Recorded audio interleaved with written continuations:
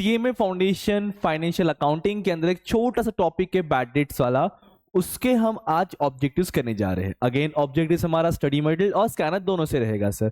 Topic बहुत छोटा सा है, थोड़े कम एमसीक्यूज है, बट एग्जाम में 1 से 2 एमसीक्यूज जरूर पूछ लेता है। तो छोटे छोटे टॉपिक करने से हमें कम स्टडी करना पड़ेगा और स्कोरिंग हमारा बढ़ जाता है। तो चलिए फिर शुरू करते हैं। हमारा बैड डेट्स और चैप्टर्स है वहां से एमसीक्यूज। अगेन कहूंगा ये MCQs foundation as well as inter दोनों का एप्लीकेबल है जहां जहां ये चैप्टर्स होगा सब। अब डायरेक्टली चैप्टर के एमसीक्यू पे आने से पहले मैं कुछ चीजें बताना चाहूंगा जो आपने ऑलरेडी 12th में पढ़ा रहेगा, और अगर भूल भी गए रहोगे तो भी बता दूंगा मैं, ध्यान दीजिए। पहली बात, डेटर्स, जिससे पैसा receivable, amount receivable from customer, it's called as debtors sir. Irrecoverable amount from debtor, it's called as bad debts. Reserve for doubtful debt sir, जो हम रिजर्व क्रिएट करते हैं कि मे बी पैसा मिल सकता है, मे बी नहीं मिल सकता है। तो ये 3 कुछ चीजें मोस्ट इंपॉर्टेंट है, उसी के बेस पे पूरा चैप्टर है आपका।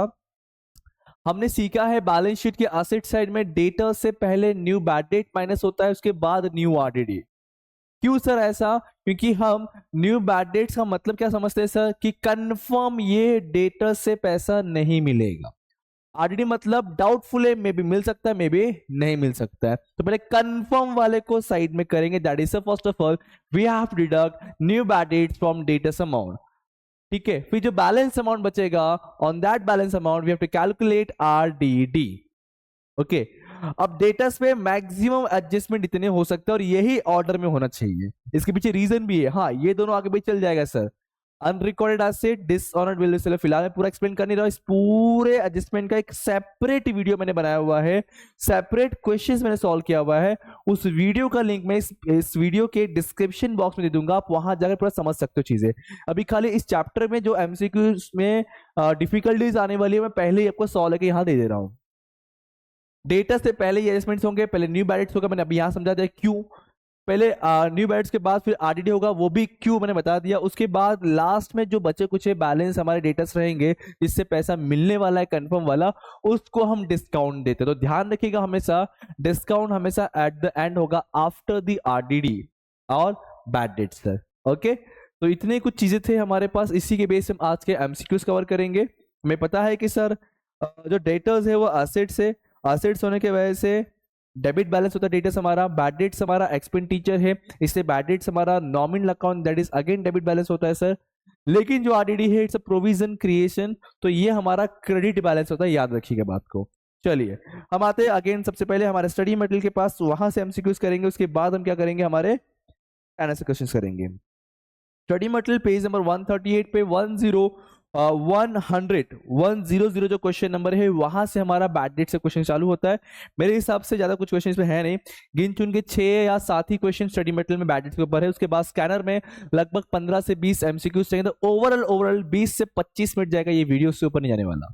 और 20 से 25 मिनट तुमने अपने यहाँ पे दे दिया, तुम्हारा 2 से 4 मार्क्स तो फिक्स हो जाएगा। चलिए देखिए, पहले लिखा है to return of bad debts following entries pass. जब बैड्स को राइट ऑफ करना होता है तो हमें कौन सी एंट्री पास करनी चाहिए।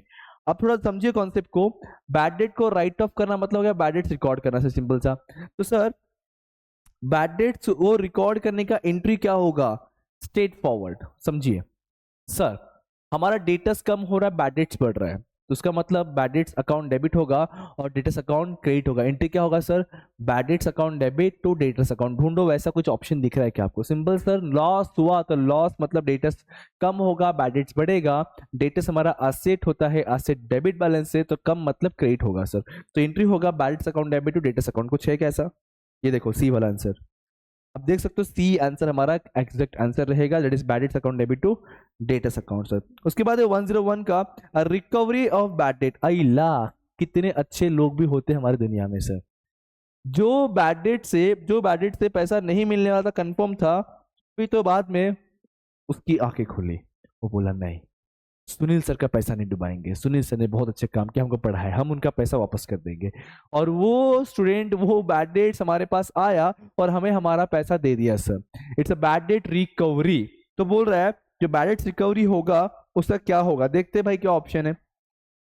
पहला बोला इंक्रीज नेट इनकम, ओके, बोल रहा है जो नेट इनकम है वो बढ़ेगा हमारा।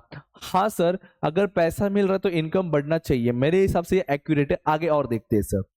डिक्रीज नेट इनकम, नहीं रे बाबा, इनकम कैसे कम होगा, पैसा तो आ रहा है आ रहा है आ रहा है आ रहा है आ रहा है, पैसा रिसीव्ड हो रहा है तो इनकम इंक्रीज होना चाहिए, डिक्रीज तो नहीं होगा, तो ये ऑप्शन तो बिल्कुल नहीं है। Increase gross profit and net income, ये भाई ग्रॉस प्रॉफिट पे तो इफेक्ट पड़ेगा ही नहीं, क्यों? अगर सर बैड डेट से रिकवरी हो रहा है, ये कोई डायरेक्ट इनकम तो है नहीं। डायरेक्ट इनकम मतलब अगर सेल्स होता तो ग्रॉस प्रॉफिट में फर्क पड़ता, ग्रॉस प्रॉफिट जैसा है वैसे ही रहेगा। जो बैड डेट रिकवरी होता है वो कहाँ लिखते हैं, प्रॉफिट लॉस क्रेडिट में आता है, कहाँ आएगा, प्रॉफिट लॉस क्रेडिट में, तो ये तो ट्रेडिंग में फर्क पड़ नहीं रहा है, तो इस पे तो फर्क नहीं पड़ना चाहिए, तो ये ऑप्शन में नहीं बनता, क्योंकि इसमें ये भी और ये भी है, ये राइट है बट ये गलत है, तो ये ऑप्शन भी नहीं है। डी ऑप्शन क्या बोला है, नन ऑफ द अबव, भाई है अपना आंसर यही है, ए वाला 10 का ए यही प्रॉपर है। मैंने आपको पहले प्रॉपर आंसर बताया, फिर दूसरे आंसर्स क्यों नहीं है उसके पीछे रीजन बताया आपको, ठीक है, ताकि ऐसे कोई क्वेश्चन अगर एग्जाम में पूछ ले तब कर सको एटलीस्ट। फिर provision for discount allowed on outstanding debtors balance should be calculate at an appropriate, अब भी मैंने बताया, अब भी मैंने लेक्चर स्टार्ट करने से पहले बताया कि डिस्काउंट ऑन अलाउड कब स्टार्ट करते हैं, हमेशा eight the and after the RDD debtors bad debt सब करने के बाद सबसे एंड में चार्ज करते हैं। अब लिखा टोटल डेटस, टोटल डेटस मतलब जो डेटस का अमाउंट दिया कि उस पर चार्ज करते हैं, बिल्कुल नहीं सर, बिल्कुल नहीं सर, वो तो ग्रॉस डेटस अमाउंट होता है, उसके अंदर बहुत सारे एडजस्टमेंट करने होते हैं, तो उसके ऊपर चार्ज नहीं करेंगे।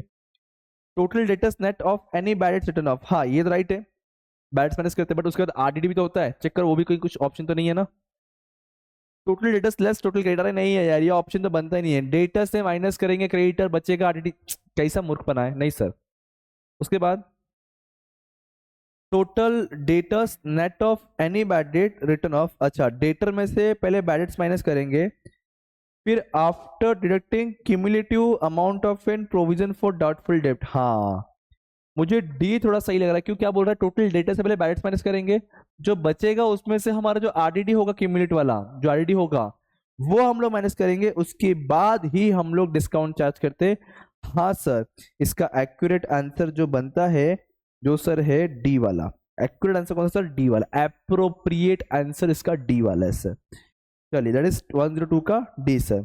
Next one, bad debts are record on which accounting principle, भाई बैड डेट्स हमारा कौन सा अकाउंटिंग प्रिंसिपल रिकॉर्ड करता है, सिंपल सा प्रूडेंस, कंजर्वेटिज्म काइंड ऑफ था ना, तो उससे क्या रिकॉर्ड करता है, प्रूडेंस। मतलब क्या बोलना चाह रहा है कि जब मुझे मालूम है मैं बैड डेट्स हो गया या फिर नहीं मिलने वाला पैसा, मैं रिकॉर्ड कर दूंगा, लॉस हो गया रिकॉर्ड कर दूंगा। आप देखो इसका मीनिंग में यहाँ लिख के रखा हुआ है, ठीक है, company is not over valued asset, अपना एसेट बढ़ा के दिखा नहीं सकता। प्रूडेंस मतलब सर डेटर्स तुम्हारा सिर्फ 80,000 मिलना बाकी है, तुम दिखा रहे हो 85, पैडेट दिखा नहीं, तो तुम गलत है, गलत है, बहुत गलत है, सही दिखाओ, सही चीज तो करो, तो इसलिए सर 5,000 का आरडीडी हम माइनस करेंगे, दैट इज 103 का आंसर अपना सी रहेगा सर। फिर प्रोविजंस आर, मैंने अब भी समझाया आपको, प्रोविजंस होता क्या है, कंपनी अपने प्रॉफिट में थोड़ा सा पैसा साइड में निकाल कर रखता है कुछ इन फ्यूचर सर्कमटेंसेस के लिए, for example RDD reserve for doubtful डेब्ट, you know very well, as per our previous data के अकॉर्डिंग हम समझ लेते हैं कि सर आगे जाके इतना आरडीडी होने वाला, इतने कस्टमर पैसा डुबाने वाले हैं, तो हम पहले से ही उसका रिजर्व बनाते चलते हैं, और ये सारा काम इंटरनली होता है ऑफिस के अंदर, बिजनेस के अंदर होता है सर, तो yes it's a internal transaction, 104 का बी आंसर रहेगा। तो हमारे स्टडी मटेरियल में गिन चुन के यही 6-7 एमसीक्यूज थे बैलेट्स के ऊपर। अब चलते हमारे स्कैनर के पास, स्कैनर मुझे लगता है कुछ 17 से 20 एमसीक्यूज रहे होंगे, लेट्स सी। हम चालू करें क्वेश्चन थर्ड से, क्योंकि फर्स्ट और सेकंड सिमिलर है और मुझे तो कुछ गड़बड़ लग रहा है। हम डायरेक्ट करेंगे थर्ड पे, H trial balance contain the following, बता रहा है ट्रायल बैलेंस के अंदर ये सारी चीजें लिखी हुई है पहले से। At the end of the year it is desired to maximize maintain a provision for doubtful डेब्ट एट 10%। ध्यान देना, यहाँ पे भी आपको एक प्रोविजन दिख रहा है डिस्काउंट के ऊपर और डाउटफुल के ऊपर, तो ये जो आरडीडी है पहले से ट्रायल बैलेंस में दिख रहा है, मतलब सर डेफिनेटली ये ओल्ड वाला है, और ये जो बोल रहा है 10% ये कौन सा रहेगा सर, न्यू आरडीडी वाला रहेगा ये। फर्स्ट थिंग, इतना क्लियर क्या बोलना चाह रहा हूं मैं, इतना क्लियर क्या बोलना चाह रहा हूं मैं, ट्रायल बैलेंस हमेशा ओल्ड होता है ना, और नीचे इसमें हमेशा न्यू होता है सर। अब क्या बोल रहा है, डिस्काउंट ऑन डेटर भी चार्ज करो 4%, और आपको फॉर्मेट दिमाग में बैठना चाहिए जो हमने स्टार्टिंग में देखा लेक्चर में, डेटर में से पहले बैड डेट्स माइनस होगा, मतलब वो डिसऑनर्ड बिल्स और अनरिकॉर्ड सेल को छोड़ करके, डेटर में से पहले बैड डेट्स लेस होगा, फिर आरडीडी, उसके बाद डिस्काउंट। तो निकालना क्या बोला है, तो बताओ कि बैलेंस शीट में कौन सा अमाउंट, कौन सा फिगर दिखेगा। सबसे पहला काम मैं क्या करूंगा, यहाँ पे डेटर्स का अमाउंट लिखता हूं सर। डेटर्स का अमाउंट जो क्वेश्चन में दिया हुआ है वो है 50,000। क्या पहला ये चीज क्लियर है सबको? उसमें से हम माइनस करेंगे पहले न्यू बैड डेट, जो कि एडजस्टमेंट में होगा, ट्रायल वाला नहीं, ट्रायल वाला ओल्ड होता है, तो ये नहीं लेंगे सर। और नीचे कहीं पे न्यू बैड डेट नहीं है, डायरेक्टली न्यू आरडीडी चार्ज होगा। तो न्यू आरडीडी जो है 10%, मतलब 5,000 क्या किया जाएगा, माइनस होगा। तो आंसर आएगा 45,000। ये हमने आरडीडी माइनस किया, उसके बाद आपको डिस्काउंट चार्ज करना है। तो डिस्काउंट आपको 45,000 के ऊपर 4% निकालना है। अगर आपने कैलकुलेट लिया होगा तो फटाफट निकाल लीजिए।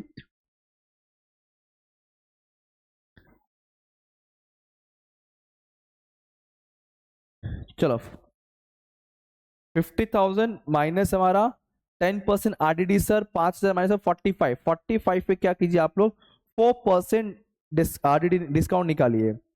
45,000 पे 4%, तो यह आता है सर 1,800। क्या आ जाएगा, 1,800। और माइनस करने पे, माइनस 45,000 करने पे सर 43,200। अब देखो आपके सामने आपका आंसर है सर, थर्ड का ए आंसर। क्योंकि क्वेश्चन पूछा क्या था, क्वेश्चन ने ये पूछा कि बैलेंस शीट में कितना शो करेगा। अगर क्वेश्चन पूछता कि डिस्काउंट का अमाउंट कितना है, तो आपको आंसर 1800 सिलेक्ट करना होता। Is that clear? Is that clear? Yes और नो? Very good. तो सर थर्ड वाला भी हो गया। अच्छा समझ रहा, अगर वीडियो है तो मुझे कैसे समझेगा आपको समझ रहा है, उसके लिए क्या करना पड़ेगा आपको, वीडियो को लाइक और शेयर करो अपने सारे फाउंडेशन फ्रेंड के साथ में। चलिए फोर्थ क्वेश्चन आते हैं sir. Amount set part to meet losses due to bad debts. एक अमाउंट को साइड में रखा जाता है आगे होने वाले बैड डेट्स को कवर करने के लिए। उस अमाउंट को हम क्या बोलते हैं, अभी अभी डिस्कशन हुआ, उसको बोलते हैं प्रोविजंस। क्या बोलते हैं सर? प्रोविजंस। क्या बोलते हैं sir? Provisions. Is that clear? Okay next one, fifth one, which of the following is a characteristic of, कौन सा बैड डेट्स का कैरेक्टरिस्टिक है ओके, हाई इज नॉट, नहीं है sir. It is a definite loss to the business. जरूरी है sir, सही बोला इस कहानी ने कि सर ये तो लॉस होता है बिजनेस के लिए अगर किसी कस्टमर ने पैसा डुबा दिया, तो ये तो फीचर्स बनता है। It must be show in profit loss. हाँ सर, प्रॉफिट लॉस के डेबिट में भी दिखाते हैं, ला दोनों ही फीचर्स बन रहा है इसके। तो no provision is necessary for it, no provision is necessary for it. Sir balance तो होना ही है, और प्रोविजन तो हम क्रिएट करते भी और नहीं भी कर सकते। तो सर सी भी बन रहा है, मतलब मैं बोल सकता हूं सर 5 का जो आंसर होगा वो डी रहेगा। क्या रहेगा? डी रहेगा। हम आरडीडी के लिए प्रोविजन भी बनाते हैं, ठीक है, यहाँ पे नो रहे फिर है, तो सर आंसर क्या रहेगा अपना, all of the option given. Simple सा डी आंसर। क्योंकि देखो आपका अब ये आपको कंफ्यूजन हुआ तो भी देखने की जरूरत नहीं, डायरेक्ट ये देखने का, एक फीचर्स दो फीचर्स डन हो गया। अब यहाँ ऑल ऑफ द अबव दिया है, दोनों जब सिलेक्ट सब करना पड़ेगा, दैट इज आंसर क्या रहेगा, ऑल ऑफ द अबव। तो फिफ्थ का एक्यूरेट आंसर बनेगा सर हमारा सी वाला, सॉरी डी वाला। कौन सा वाला? डी वाला। अब आते मार्च 15 में पूछा हुआ question, provision for discount is calculate. Same question आपके टेक्स्ट बुक का है। यहाँ लिखा है बिफोर डिडक्टिंग प्रोविजन, जाओ पॉसिबल ही नहीं है सर, आफ्टर आरडीडी होता है सर। देखो दे दिया after deducting provision for doubtful. हाँ सर ये राइट है, ये राइट है। 6 का बी मुझे अब तक राइट लग रहा है, एप्रोप्रिएट मतलब अब तक 6 का बी लग, क्या बोला है, आरडीडी के बाद चार्ज करे डिस्काउंट। हाँ ये सही बोल रहा है फिलहाल तो। बिफोर वाला तो नहीं sir, after adding actual value, नहीं भाई ऐड होता ही नहीं है, लेस ही होता है। तो आंसर अपना बी वाला, 6 का बी आंसर बनता है अपना, 6 का बी आंसर। आगे बढ़ते, द डेप्ट return of as bad subsequently collected but the proprietor and retain by him for his personal use. अच्छा बोल रहा सिंपल सा, बैड डेट्स राइट हो गया था, हमारे कस्टमर जी ने पैसा लेकर आया, हमें हमें दे दिया पैसा। अब जो बैड का पैसा मिला है उसको हमने एज अ पर्सनली यूज कर दिया। तो बताओ ट्रांजेक्शन का एंट्री क्या होगा? अरे पर्सनली मतलब ड्राइंग, तो ड्राइंग डेबिट होता है। ढूंढो वैसा कुछ है क्या? देखो ड्राइंग डेबिट का दो आंसर दिख रहा है, अब दोनों में से इसमें से एक्चुअल सही आंसर ढूंढना पड़ेगा sir. Drawing account debit to credit account, ये वाला आएगा सर। क्यों? बैड डेट हो चुका था फिर बाद में पैसा मिला, it's called as bad debt recovery. Yes sir no, और मैं खुद के लिए यूज कर रहा हूं पैसा भी, दैट इज ड्राइंग हो गया। तो drawing account debit to bad debt recovery account, ये आंसर नहीं, ए वाला आंसर नहीं बनेगा। ठीक है, क्योंकि डेटर्स तो ऑलरेडी पहले ही माइनस किया रहेगा, राइट ऑफ कर दिया है मतलब, तो वापस करने की जरूरत नहीं है। इसका आंसर ये रहेगा कि ड्राइंग आप पर्सनल यूज कर रहे हो और आप किस चीज का पैसा यूज कर रहे हो, बैड डेट्स रिकवरी का। ओके चलिए, a decrease in the provision of doubtful, अगर आरडीडी कम होता है तो बताओ इससे क्या फर्क पड़ेगा, and increase in liability and decrease in working capital, in decrease in net profit and increase in net profit. मेरे हिसाब से इंक्रीज इन नेट प्रॉफिट होना चाहिए। इसके पीछे रीजन क्या है, बोल रहा है आरडीडी कम हुआ है ना, लॉस कम हो रहा है तो प्रॉफिट बढ़ेगा डेफिनेटली सर, तो आंसर करेगा D1। मार्च 16 वाला question, which of the statement कौन सा करेक्ट है पूछा है, कौन सा करेक्ट है। Provision of bad dates appears a liability on the balance sheet, जो प्रोविजन होता है वो हम लोग बैलेंस शीट के लायबिलिटी में दिखाते हैं। दूसरा, the provision for bad debts is own to the proper, a wait wait wait wait wait wait wait, not correct बोलना है, कौन सा गलत है वो पता करना है। पहली बात सर, प्रोविजन को हम या तो डेटर से माइनस कर सकते हैं, अदरवाइज बैलेंस शीट के लायबिलिटी शो कर सकते हैं, तो पहला तो आंसर राइट है। दूसरा बोलता है जो प्रोविजन है भाई वो प्रोपराइटर करेगा, क्यों क्यों क्यों क्यों, जब नुकसान कस्टमर दोनों बिजनेस का है तो प्रोपराइटर क्यों झेलेगा इसको, तो ये तो मुझे फीचर्स लग नहीं रहा है, मतलब आंसर ये होना चाहिए। आगे और देखते हैं, bad debt could be less than provision, हाँ भाई ज्यादा भी हो सकता है कम भी हो सकता है, तो यस अपना इस क्वेश्चन का आंसर है B1। फीचर्स जो नहीं है उसको ढूंढ के निकालना, तो हमने ढूंढ के निकाला, तो कीजिए इसी बात पे लाइक वीडियो को। चलिए सर आगे, amount set apart, same question repetition है, प्रोविजन डिस्कशन करेंगे नहीं हम लोग, ऑलरेडी कर चुके हैं हम लोग। हाँ कैलकुलेशन है करेंगे सर। डेटर है 13,20,000 का, प्रोविजन हमने चार्ज किया हुआ है और डिस्काउंट भी है, दोनों भी है। प्रोविजन 5% है, डिस्काउंट 2% है। आंसर क्या पता करें, डिस्काउंट का अमाउंट पता करें। ऊपर एक कैलकुलेशन था, उस वक्त मैंने बताया था अगर डिस्काउंट का पूछेगा तो कौन सा अमाउंट लेना है। चलिए वीडियो को पॉज कीजिए, खुद से बताइए कितना अमाउंट आना चाहिए, कौन सा आंसर बनना चाहिए। तब तक मैं आपके लिए यहाँ लिखता हूँ सर, 13,20,000 माइनस पहले सर 5%, तो 13,000, 13,20,000 है तो 1,32,000, दैट इज 50,62। एक बार चेक कर लिया जाए सर, 13,20,000 मल्टीप्लाई कितना परसेंट है, 5/100 है। यस सर 66, सॉरी 66 को पहले माइनस करोगे आप लोग, माइनस 13,20,000 तो बचता है 12,54,000। हमें डिस्काउंट का अमाउंट चार्ज करना है, वो इसी पे चार्ज करना है, तो मल्टीप्लाई 2/100 कर देंगे, तो आंसर कुछ मिल रहा है 25,080 रुपीज, जो हमारा आंसर में सी वाला है। कौन सा वाला, सी वाला। तो चेक कीजिए आप लोग, अपना आंसर भी यही आ रहा है क्या। इसने भी ये नहीं पूछा कि डेटर्स का आउटर कॉलम कितना है, इसने पूछा कि डिस्काउंट का अमाउंट कितना। अगर आउटर कॉलम पूछता तो जो अमाउंट आया हुआ है इसमें से हम 25 से 80 रुपए माइनस कर देते, क्या कर देते, माइनस कर देते। क्लियर है, ओके। 12th वन रिपीटेशन है सर, प्रोविजन आएगा, रिपीटेशन क्वेश्चन है। What happen when bad debts recover, जब बैड डेट्स मिलेगा तब क्या होगा, अगेन सर प्रॉफिट इंक्रीज होगा, रिपीटेशन क्वेश्चन है। अलग तरीके से पूछा यहाँ पे फर्क खाली, ठीक है, अलग तो वहां पे इनकम वर्थ है, प्रॉफिट वर्थ दिया हुआ है। द डेप्ट return of as a bad if recovered subsequently, जब पैसा मिल जाता है तब क्या करते हैं सर, बैड डेट रिकवरी को हम क्रिएट करते हैं, एंट्री होता है basically bank account debit to bad recovery, या फिर प्रॉफिट लॉस को क्रिएट करते हैं हम लोग, तो ये वाला आंसर है। ट्रेड रिसल्ट से फर्क नहीं पड़ेगा, प्रॉफिट लॉस के डेबिट में चांस ही नहीं है सर, क्रेडिट में आएगा ना, तो है ही नहीं सर, तो ए आंसर बनना चाहिए, 14 का ए आंसर बनना चाहिए सर, ठीक है।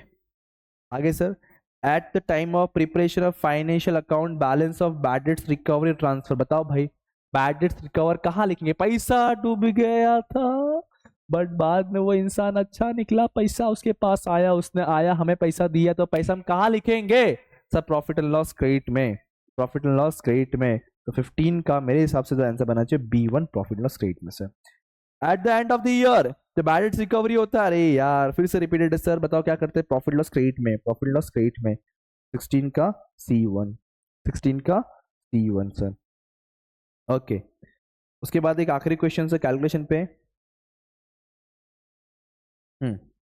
Consider the following data and find out the amount which will be debited to profit loss, पूछा है प्रॉफिट लॉस पे कौन सा अमाउंट लिखे वो बताओ अभी। तो इसमें सर सबसे पहले 11,600 ओल्ड बैड डेट दिया वो लेंगे हम, पहले से 12,000 ओल्ड आरडीडी दिया, इसको लेस करेंगे हम लोग, बराबर है ना, याद आ रहा है, और करंट का जो आरडीडी वो ऐड करते 11,800, इसको सॉल्व कीजिए, आपको आपका आंसर फटाफट फटाफट मिल जाएगा। पहले sir new bad debt minus old RDD plus new RDD, तो ये करने पे कुछ 11,400, दैट इज सी आंसर बन रहा है सर। कौन सा? सी आंसर 11,400 बनना चाहिए। अच्छा तुमने आंसर देख लिया, यहाँ पे नहीं दिखा, चुप गया, वेरी गुड, अच्छा बात, अच्छी बात है। तो इस तरीके से हमने बैड डेट्स के भी कुछ एमसीक्यूज कवर कर लिए। डेफिनेटली थोड़े कम क्वेश्चंस थे, बट हमने दिसंबर 22 तक के सारे एमसीक्यूज कवर किए जो आपको अभी 2-2 मार्क्स के क्वेश्चन पूछे जा सकते हैं। सो एटलीस्ट इतना जरूर कर लीजिएगा बैड डेट्स चैप्टर के लिए। बाकी तो हम यहाँ वहां से करते ही और करते रहेंगे। अब आपको कौन से चैप्टर के ऊपर एमसीक्यूज रिक्वायर्ड है फाउंडेशन स्टूडेंट, मुझे बताइए, मैं डेफिनेटली जल्द से जल्द आपके लिए उस चैप्टर के लिए वीडियो बनाकर ला दूंगा। अब मिलते कोई और वीडियो, कोई और लेक्चर में, जब तक पढ़ते रहिए, पांडा से को याद करते रहिए। Thank you so much, bye bye, जय हिंद दोस्तों। और जाने से पहले इस वीडियो को लाइक करके जाइएगा।